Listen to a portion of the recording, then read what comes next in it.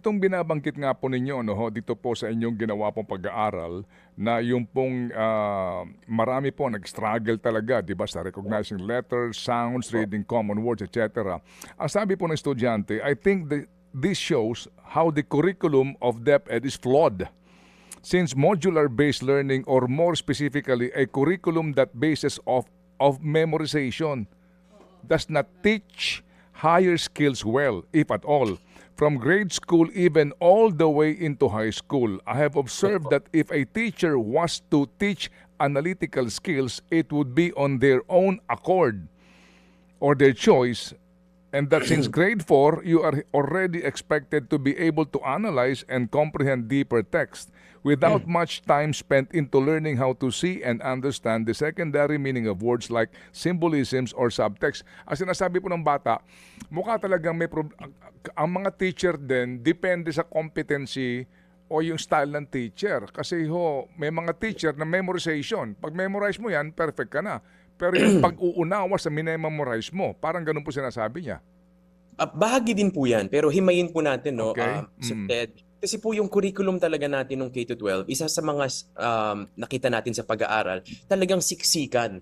Talagang punong-punong-puno po siya ng competencies. Kaya ang nangyari po, talagang napakaraming kailangang ituro ng teacher. Yung teacher kaysa tumutok sa isang lesson hanggang magkaroon ng mastery, talon ng talon ng talon ng talon ng talon, araw-araw na ginawa ng Diyos para po talagang maabot lang niya yung sinabing kailangan niyang ituro sa loob ng isang taon. Yung reforma pong sinimulan ng DepEd in the past 2 years, yung decongesting the curriculum. Ang ibig sabihin po noon, binabawasan yung bilang ng mga kailangang ituro para po magkaroon ng maraming espasyo para talagang magkaroon ng diskusyon which is required so that you reach inquiry level at hindi lamang po rote memorization.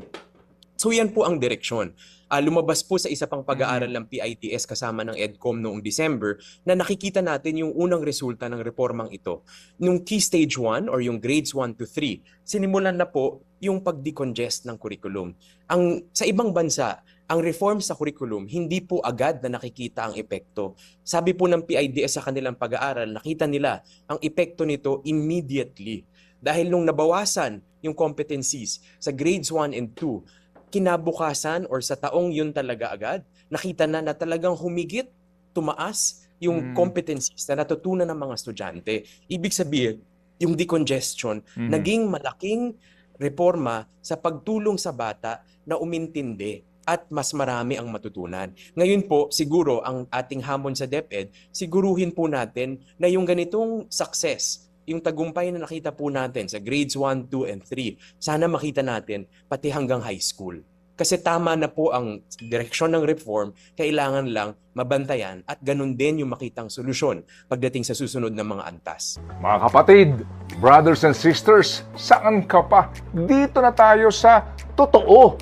Dito na tayo sa True FM. Mga kapatid, mag-subscribe and follow po kayo sa social media accounts ng True Network PH. Yan po kami. Hanapin nyo lang True Network PH, Facebook, Instagram, YouTube, TikTok, and podcast. Mapa Apple or Spotify man yan, mahahanap nyo kami. Lahat ng mga napapanood at napapakinggan nyo po sa programa, nasa social media accounts namin yan. So, paano mga kapatid? See you sa social media!